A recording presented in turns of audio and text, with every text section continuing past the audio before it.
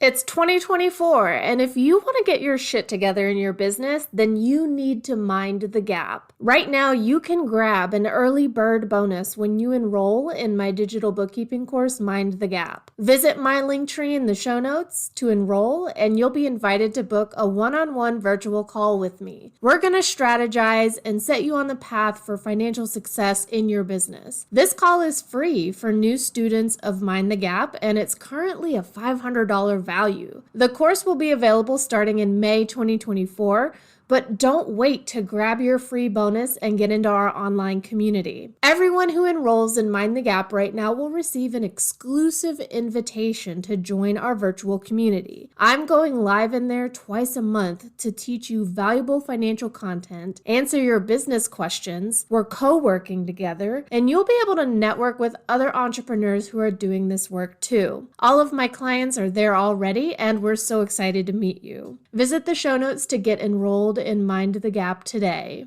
Hi, everyone. Welcome to Money Through Ease. This is your host, Reagan. And today I've got a coach with me who does money coaching. Her name is Sara, and she's here to tell you all about keeping your business organized when it comes to the finances, talking about profit and pricing, how to price your offers for profit. And she's going to back me up on everything that I've ever said on this podcast. So, Sara, please introduce yourself to the audience and welcome. Hi, yeah, thanks for having me. I love the information that you share, so I am on the Thank same you. page. It's all good. So my name is Sara, like you mentioned. I'm a finance coach. I work predominantly with solopreneurs, coaches, wellness professionals, those types of individuals who are in the first few years of their business, looking to kind of get their finances in order. They know, they need to do it, but they're not exactly sure how. They're maybe not ready to hire it out or, invest in software, something like that. And so that's kind of where I come in to help them get organized. Have like a long kind of story. I'll give you the short version. I graduated from school with an accounting degree. I earned my CPA. I worked in corporate accounting for 10-ish years. And then I actually went back to school to become a health coach.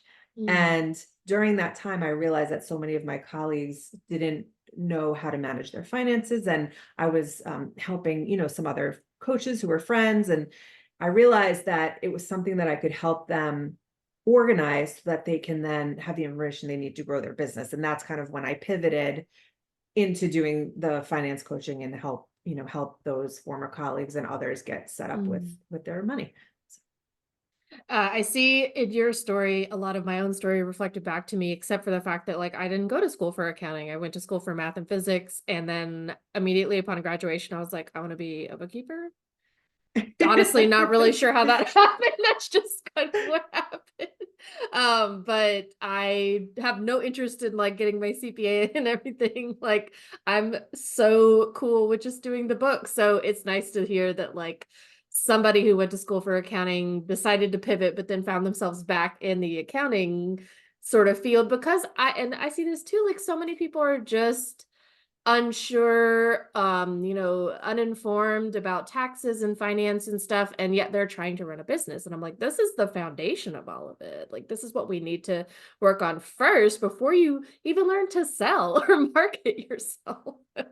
Yeah, it's so true. And I think that as solopreneurs, it's very overwhelming because we wear all the hats, right? We have to do everything from our business, and if finances is something people aren't comfortable with, they're not sure how to do it, it kind of gets pushed to the bottom of the to-do list until they have to file their taxes. And then, they're scrambling to get the things they need together. And so, yeah, I found that that's the case, but it's super important when you learn to do it, especially at the beginning, because as you grow, then you've got your ducks in a row.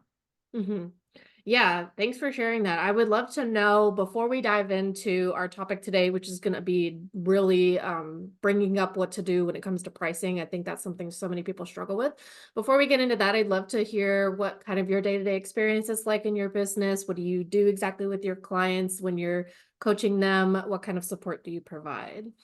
Yeah, sure. I'd love to share that. So I created a course called Easy Business Bookkeeping. And basically it's a program that helps you organize your finances, and it's Excel based. And the Mhm. reason I created that was because, like I mentioned before, I found that so many in their first few years of business, they're not financially ready to outsource because they don't Hmm. have those types of funds yet. And something like QuickBooks doing it on their own is way overwhelming. It's too Yeah. much. It can be expensive, right? Yeah. It's really designed for people that are doing bookkeeping, Hmm. but so, it's hard to kind of learn it, right?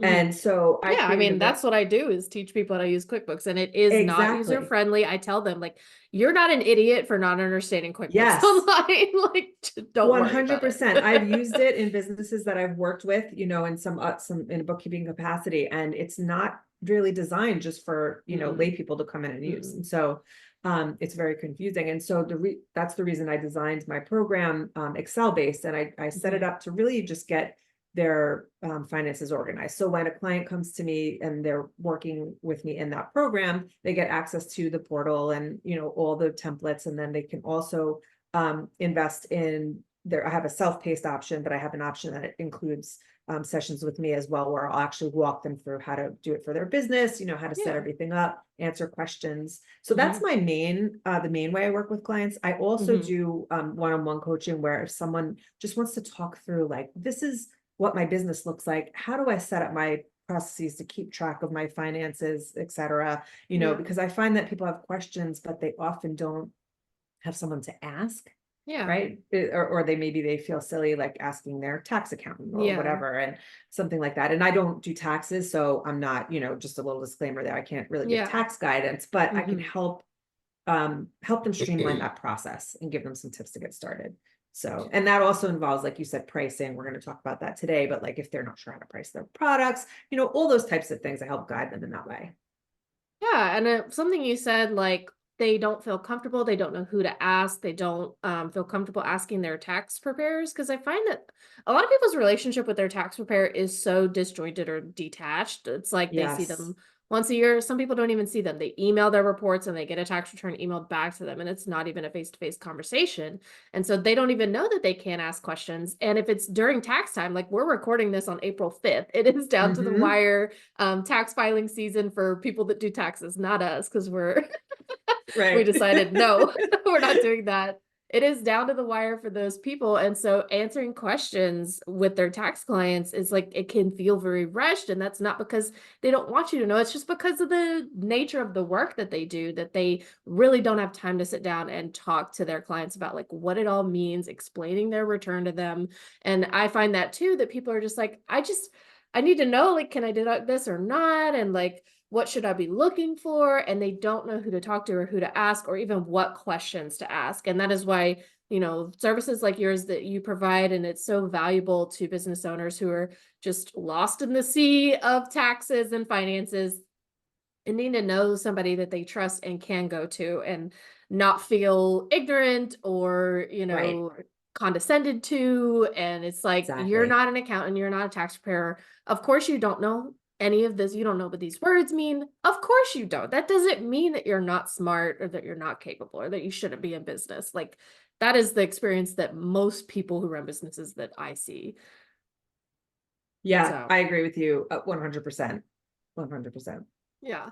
So, thanks for sharing that. And I appreciate that, like, you take it from that angle as well of like helping be that guide or that trusted advisor for folks, to really understand what's going on in their business finances. And let's get started with our topic, pricing 101, the art of pricing your offers for profit. I have told folks, this is like my trick for pricing. First of all, I believe that it doesn't fucking matter what number you pick. Like, as long as you can sell it, you feel confident selling it, and that people want to pay you that amount of money, then that's the price. Like, Mhm. what are your thoughts on that? Yeah, you know what? I agree with you 100%. It's like an art, right? Because it's a Mhm, little bit of energetics, it's a little bit of how you feel about it, it's a little bit mhm, about what the market wants, and I think you have to look at kind of all those things together, and mhm. also like where you live, who you're serving. So if you're Yeah. local, in a small town and you only serve local people versus if you're online and you're working with people all over, your prices can be a bit higher. So I Yeah. think it makes sense to look at kind of all those factors. And the one thing I like to recommend is to just start somewhere, right? Mhm. Start with something that feels doable to you, and Yeah. then you can increase it incrementally from there, right? Because like you were saying, you want to make Yeah. sure it's something you feel like you can sell, right? So if it's a number that feels way too high to you, even though you have a coach that might be saying price at this or price at Yeah. that, or you have a colleague who's has a program at that price, it might not be the right price for you, at least not at first. And so I recommend picking one that feels good to start with Mm-hmm. if you're launching a new program or whatnot, Mm-hmm. and then kind of incrementally increasing it from there as you get more comfortable, Mm-hmm. Do you you know. think that people should start there with a price that they feel comfortable selling and then like grandfather those folks into that price and have like kind of legend pricing structure? And then Mhm. like if you do raise your prices, what do you think about raising the prices for the folks that came on with you at the lower price Right. versus like keeping them at the lower price and only accepting new clients at this offer level? What are your thoughts on that? Yeah, I think that's a great question. And I think it depends on, I guess what you're offering, right? And how often people renew. So like in my program, if someone comes in and they pay the price, that's it. Once they're in, they're Mhm. in. Mhm. So I would never go back and upcharge them because there's, Yeah. that's what it is. But if you have some sort of, say, coaching relationship and Mhm. there's a fixed term Mhm. where, it ends at a certain time, you get to decide, right? You can say, I want Yeah. to keep this client grandfathered in. And I think that's great because I think it goes really far in like just the customer experience, Mhm. right? So if you say to them, look, I'm raising my prices, but if you renew now, I'm going to grandfather you in for the next year or whatever your package length is, Yeah. at the same price.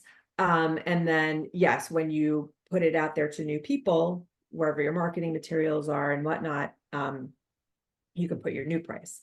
What I also like to do and recommend is if you're thinking about raising your price and you say you have an email list, right, to your Mhm. people, send an email saying, I'm going to raise my price on this date. Um, if you're interested in purchasing, you have until this date to purchase at the Yeah. original price. That can be a really good way to get those people that have been thinking about investing to, Yeah. make the purchase. And then in the future, you can raise the price up. Yeah, and I recently did something like this with one of my offers for the trainings on QuickBooks Online, which I haven't built the way I do in terms of like how long am I spending one-on-one with the client? What do they get outside of that meeting with me? And I built more value into the offer, but it was still at the old price. And I was like, you know what? I'm going to raise the price on this because I have added value. And the Mhm. longer I do this work, the more value my services contain because I have that level of experience to draw on. I've just worked with more people. So I have more data to pull from in terms of like, what are Mhm. the best practices? And so when I was considering what I would raise the price to, I thought about like, how much time am I spending on it and what my hourly rate, what I want it to be. And then Mhm. like, what are the other things that are not necessarily me spending time with that particular client, but I've done the work here to create something that is added onto this offer. I have like a workbook that I send to people. I have a video recording that I send to them. They get unlimited email support outside of just the 2 hours of training that we do. And so I raise the price based on the value that I like just organically have by being in business for how long I've been in, Yeah. and the other things that I've added to that offer over time. And I did the thing where I was like, all right, this is going to be the date that after this date, if you book, it will be the higher price. And I had many people come in and, you know, take the bait. Like that's a Mhm. weird phrase. I don't really want to use that, but like I had a lot of people opt into that because they were like, oh, I'm getting a ton more value and I can like lock it in at the lower price. And so Right. that was very effective for me. What would you like thinking about, okay, if I'm going to raise my offer price or I'm going to raise my price in general, or just like starting from square one and having an offer that you're like, what am I going to ask people to pay me for this? Mhm. What goes into considering that number? Like how much time you're spending on it with each client, how much time you spent in development, what your level of experience is. What do we have to consider when we're thinking about what number we're going to Yes, I say? I think you need to consider all of those things. Yeah. So first of all, figuring out how much time you're spending. And like you said, something that you said, what's the hourly amount, what's the hourly rate that I want to be making, Mhm. right? So that's a good Mhm. thing to think of. Not that you're necessarily going to charge by the hour. In fact, I don't recommend doing that. I recommend Yeah. doing a package, like you said, because you can add, Mhm. add value and build things in. But looking at how much time you've either spent creating it or spend during the program. And then also, how much time you spent on other things. Mhm. I like to suggest, not, I don't want to say copying your peers, but just looking in the market and Mm. seeing approximately what people are selling similar services Mhm. for, just so that you can get some sort of an idea of what the market Yeah. will pay for it. Mhm. So I like to look at that too. And again, how you feel you want to or what you feel comfortable making, but also an exercise that can be really helpful, and that my clients really like to do is think about how much money you want to make, right, in a Mhm. year, and then work backwards and figure out how many of these would I need to sell Yeah. in order to reach that, goal. And Yeah. if it's not going to get you there, you have a few choices. You can either Mhm. price it higher, you can add a different offer, maybe you want to vary it, maybe you want to take more clients, whatever it happens to be. But that's a good way to see, if I sold X amount at this price that I'm thinking about, what would happen at the end of the year? Would I make my revenue goals? So I like to kind of look at all of that Yeah. and tap in and kind of get a feeling as for like what feels like the right place to start.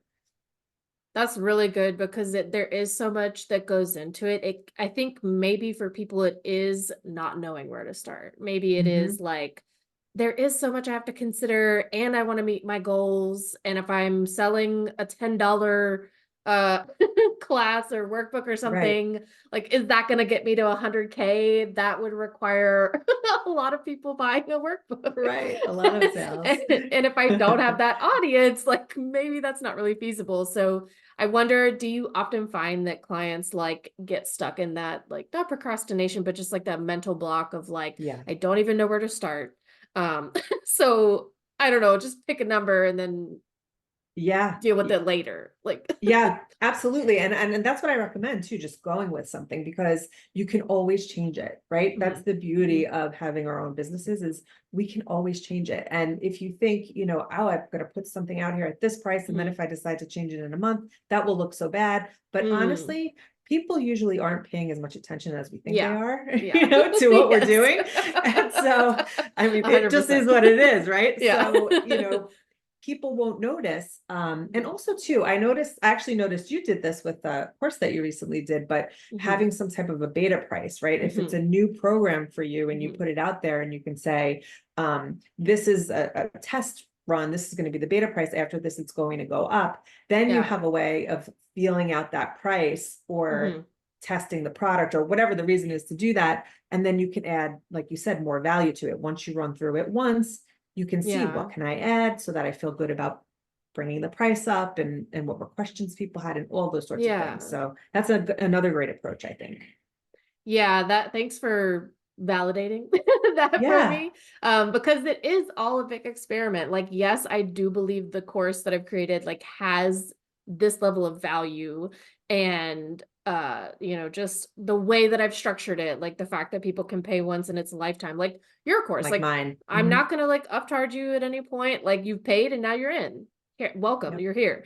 Like that's how I wanted to be, and I did want feedback and like for people to be part of the development of it too, because Hmm. I can think like, oh, this is amazing and this is what everybody needs and it's the best thing that you need to have access to if you want to start a business, and then that could not be people's experience of it, Hmm. or they're like, actually I really need to know about this thing over here, and I've completely left that out. So like pricing, for instance, I haven't put anything about pricing in the course. So it's just like, if you already have a price for your offers, we can talk about like setting your goals with those offers. Like you said, Right. like working backwards from like an annual revenue goal with the offers that you have. But yeah, like if I am offering beta testing and allowing people to step in and be, like a developer kind of the Hmm. material for a much lower price, like they still are paying for value, like there's still a lot of value packed into it, but they also get to influence like what gets included. Like, and I want Yeah. it to be useful for people. So, that's a great, thank you for validating that that was a good strategy and a good idea. Yeah. No, I think it's great. And I did that with my program as well when I first came out with it. Well, first of all, I was offering it. And this is something that I recommend too, is like testing your offer. Yeah. I developed it, and before I made it fancy and put it in the dashboard and did all the things and recorded the videos, I just put everything in Dropbox. And Mm. I offered it beta at a very, low cost. And Yeah. I had people come in and help me make sure, because it's a spreadsheet, right? I wanted to make sure it was working properly. Yeah. People tested it, people gave me feedback. And then once I was ready to build it out and give it more value and take those things into consideration, I was able to increase the price, as I went Mm. along. But it's super helpful to just put it out there. And I felt the same way, like, what am I going to offer this at? Let me just pick something I feel comfortable with Yeah. and let's see how it goes, you Yeah. know? Yeah. What do you do whenever someone is sitting down and like playing with numbers? Do you do any sort of like somatic coaching or body work? Because if we have a number that is like, oh, I feel very uncomfortable even saying that out loud to people. Yeah. How am I going to sell that? Do you work with clients on that level of like like nervous Yeah. system like freaking out? Yeah, I mean, not in terms necessarily of nervous system, but I Mhm. do have some exercises that I like to recommend. They go through really to bring out kind of our, we all have these unconscious beliefs about money, right? Mhm. So to help kind of bring them to the surface, because awareness is the first step, right? I have a lot Yeah. of people that are like, I'm not a numbers person, I'm not good in math, I can't do this. And I've and heard all so of these. right. And so well, I'm sure you have, right, doing Yeah. this work with people. But one of the exercises that I love is to just jot down all the memories you Mm. have of money. They could Mhm. be totally random. Like one from my life is that I have this memory of, we didn't go out to eat very often when I was growing up, but my Mhm. sister and my father and I had gone out for to celebrate something, I don't know. And when the bill came, he went like this. Like he was so surprised. Like he made, for Uh-huh. those listening, he like made this like look like and Yeah. that, what he meant it as a joke, but right, Oh, that yeah. stuck with me. And Uh-huh. Were you younger, like a I was, child? yeah, I was like 8, maybe something like Yeah. that, And you maybe don't and realize that it's a joke at first, and yes, your childhood is like, oh my God, we're gonna die. right. Or like, it's normal to be surprised by the bill when it comes, Okay, something like yeah. that, things like that. And so just by uncovering those things, I find that it helps Mm. my clients to say, oh, maybe that's why I think this way, you Mhm. know. But also to your other point, so I have something within my program and that I recommend for my clients that aren't in the program too, is to create a monthly money date where you go through your finances on a, Mhm. at least a monthly basis, put everything in your tracking tool and whatever. But in doing that, to make it a really comfortable experience. So maybe you Yeah. have a cup of tea, maybe you play some Yeah. music, maybe you sit in your bed with your laptop instead of at your desk, whatever makes Yeah. it feel less scary, Mhm. and kind of more doable. So that's how I try to help Yeah. my clients around those emotional blocks. Totally. This reminded me of an experience. I was on a training with a client yesterday, and they were telling me like that since our last training, which I think was a couple months ago, they haven't touched edit. They didn't even log into their QuickBooks. Like they have not Mhm. looked at it. They've been avoiding it actively, and they've the entire time been thinking like I'm avoiding this. Like they were Mhm. conscious of it, but they just couldn't get past that like block. And I'm like, okay, well, let's explore like what you would need to have in your environment to feel comfortable or to like stop the avoidance, or can we like, I'm a big fan of like task chaining, which is something I do inadvertently, and I hate that. Like, I get extremely sidetracked if I'm trying to do like, pick up this room. I end up like doing laundry over here and the dishes. And like if I am somebody who task chains or like links up different chores and stuff, like is there some way that I can make sure that I chain doing the books or just looking at my financials or plugging in numbers into the spreadsheet? How often do I need to do that? What else do I do on that regular basis? At the beginning of the month, I do flea meds and I change our air filter. And those are my like two chained tasks. That's like in the first 5 days of the month. That's how I know that I definitely did the flea meds, is because I also changed Right. the filter. And I did that Right. last night. And like, I was asking this client, like, is there a way that we can, like, do you want to have like a whole day once a month that's like the whole theme of the day is money.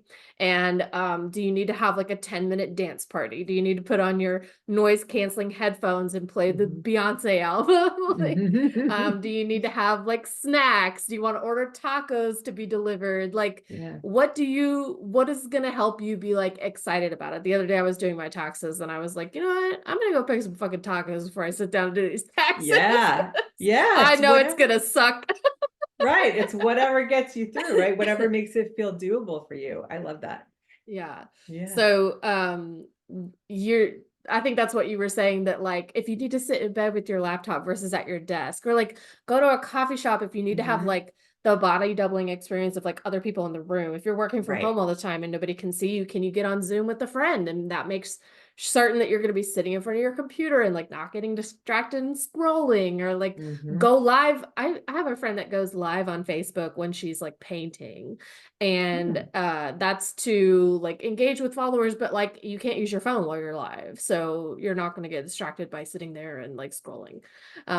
So finding ways to chain tasks and to like habit stack, I want to suggest that to everybody, that like if you avoid the work and procrastinate on it, like let's hack it. Okay, like your Yes. brain I already love does it. it. Yeah. Yeah. No, I love it. Like the task chaining, that's something that's new to me. I love that idea. When Yeah. I've like shit on myself for a long time about that. Like, man, I can't just focus on cleaning one room. I end up like organizing the closet in this other room. Like, how did I even get in there? I don't know. It's like But that once, meme where it's like, I saw this and then I did that. And then I mean, we can all relate to yeah. that, right? I Or know like I can. the person sitting with like a Mardi Gras mask on and they're like sitting in their bed, like reading a book. And it's like when you clean your room and you found something really cool that you forgot about. And now you're just like doing something completely different. I'm like, oh, if my brain is doing that, then can I work with that somehow? Like, Right. can I hack into that? And that's what works best, is the flea meds for the pets and the air filter, Mhm. because that's okay. That needs to be done every month. Let's just Mhm. say first of the month, I'm doing it. I set up a reminder on my phone, but knowing or seeing like the dogs still have this many flea med doses, that means I haven't given them their flea meds. I look at the air Mm. filter. Oh, I didn't change it since last month. So I Yeah. know that like both of those tasks haven't been done, because if I did one, I would have done the other. Right. So like, let's hack our brains, y'all. Let's work Yeah. with it. So, right. So maybe you tie your money date in with something else that you need to do, that's business related, but maybe not necessarily finance related, that you do at the same time interval, and you Mhm. can connect those things together and make sure Yeah. you've done it. And But I yeah. realized that like you've called it a money date. That makes it sound very romantic and pleasant and like fun and something to look forward to. And I just tell people, read your reports once a month. And they're like, okay, like maybe I could take a softer approach to that. Yeah, Like, I've found that it takes a little bit of the like stress away from it, because it's a little bit mm, more fun. And the reason I designed it in my program, it's light a like you mentioned, candle. yes, light a candle, but it's on Zoom, and Uh-huh. there's no teaching involved in that point. I mean, they can ask questions if one comes up, but Mm, it's really just that accountability of like, oh, I hmm. have this twice a month. I have two Yeah. slots a month, but people usually come to one or the other. But anyway, Yeah. um, I'm there. They don't have to Excuse me. RSVP. They just show up, if they want to, and they mark it in their calendar. And that's my favorite part, because we get to see each other too. So, Hmm. yeah. Yeah. I love that. So much of what you're saying is reflecting back and validating like what I've been doing. So I appreciate that, if nothing else. Yeah. Um, what are your best tips for maximizing profit when it comes to pricing? Like besides just like how much do I want to make per hour? What other value is built into this? How much of like considering our business's overhead and Yeah. any direct costs related to the offer, like if you have to have a subscription to like Dropbox, like you were saying, in order to provide this offer, do we need to consider that? Like how do we figure out profit for a certain offer? How can we maximize that while still staying in the range of like a price that we're comfortable selling? What are your like tips for that? Yeah, that's great. I think, like I mentioned, I keep saying it's like an art, right? So the Hmm. exercise that I mentioned before, we're working backwards to figure out how much you Mm, want to make. A big part of that is looking at your costs, right? hmm. So if you're tracking your finances, that you have that information at your fingertips. But if you don't, you want to look at what you're spending every month, what you're spending every year, and making sure that you have all your costs accounted for, especially the fixed ones, the ones that you're going to pay regardless. And that's how much you need to cover to make your business break even. So you have to Yeah. charge at least whatever will get you to cover that. And then of course you want to pay yourself, and you want to, Yeah. you don't want to just be breaking even. You want to have room Yeah. for some investing, but that might not Mm-hmm. come right away, right? I Mm-hmm. work with solopreneurs who are like just starting, and oftentimes in the Mm-hmm. first few years of our businesses, we're not making a ton of money, right? And so Mm-hmm. maybe we're not having a lot extra left over at the end of the day, and that's okay. Mm-hmm. But to know that, and then to price your offers accordingly so that you can make sure you at least cover the basics, I think is a good way to look at it too. Um, Otherwise you're not, right, you're not making profit. So you have to Yeah. kind of crunch the numbers a little to see that, I think. Does that Yeah. answer your question?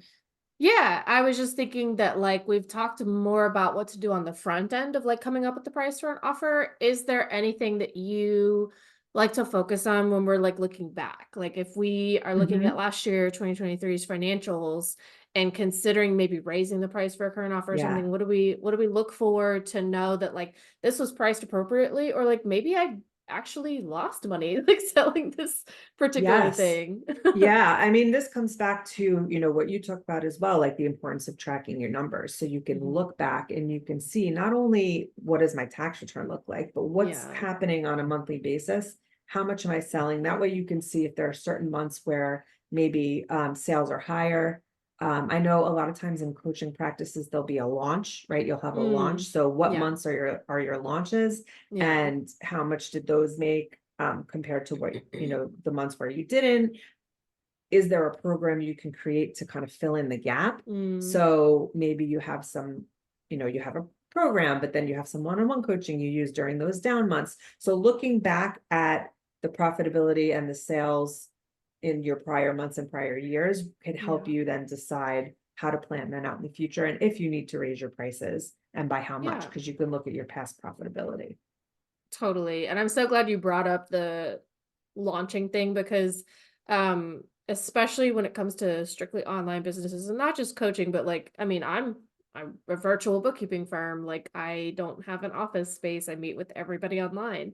Right. And a lot of the online business structures nowadays do have like a launch system, or they don't necessarily yet have an evergreen offer, which is something that is Hmm. like consistently being sold.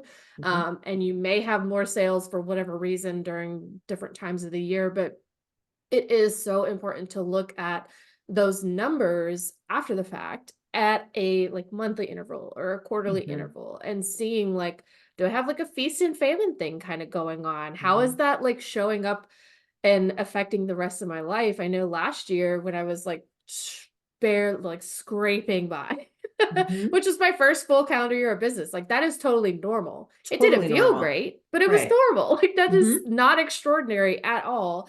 And Yeah. I just remember getting to this point in like October, and I was like, I cannot have these like hills and valleys yet. Like maybe if Hmm. I had enough of a savings or like a cushion or something, Hmm. I would be more comfortable. But like just having those peaks of like really good time, well, now that peak, all that revenue I just made is going to the credit card bill that didn't get paid last month. Hmm. Like I don't want to live like that anymore at this point. If it gets to the point where I have like a cushion or I'm in S corp and I'm on a salary basis, like, and the business can, handle the peaks and valleys, that comes with time. So in the beginning, it is very important to look at that monthly comparison and just seeing like Right. what are like the trends that happen. It's different for every Hmm. industry, it's different for every business. Like I've got a Yes. client that does like outdoor services, like residential like cleaning services for outdoor. Okay. So like the winter,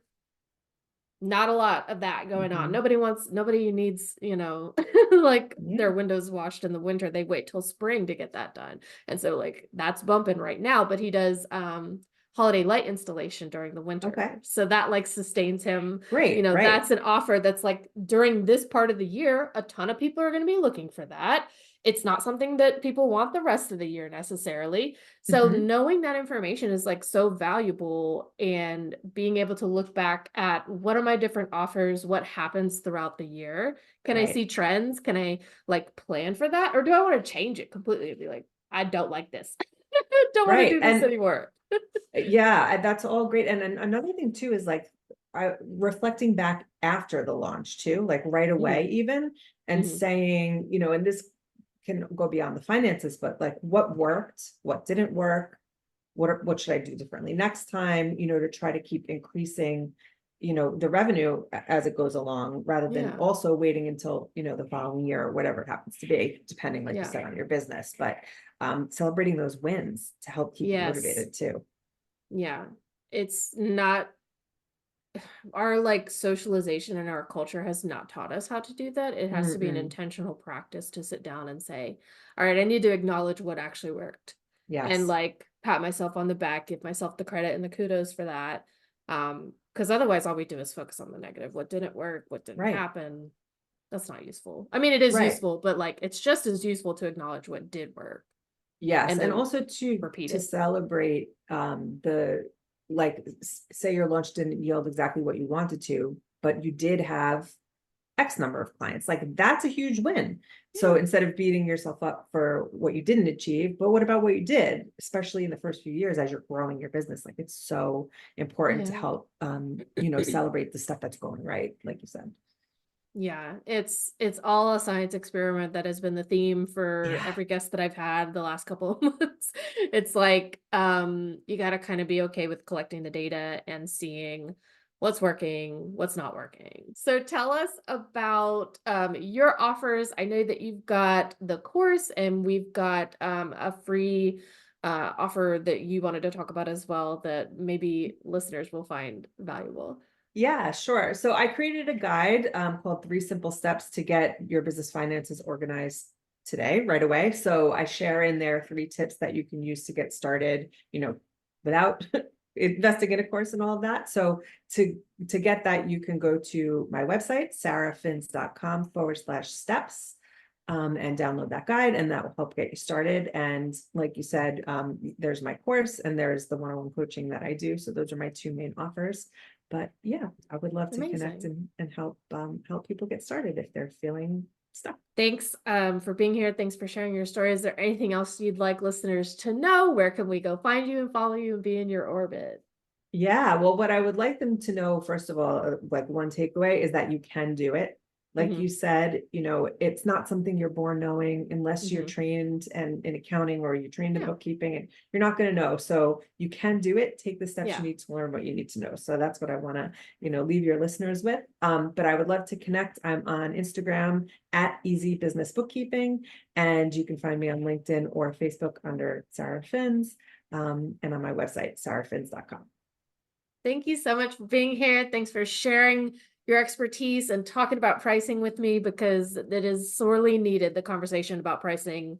Uh, Folks need to know what to do, what to look for, and how to get to that point where we've got the sweet spot of like meeting the market's needs at the price that they want to pay, and also creating a sustainable business for you. So I really appreciate you sharing all of that with us, and make sure that folks go listen to or not listen, go follow Sarah, go visit her website, get her tips on getting things organized. Thank you so much, Sarah.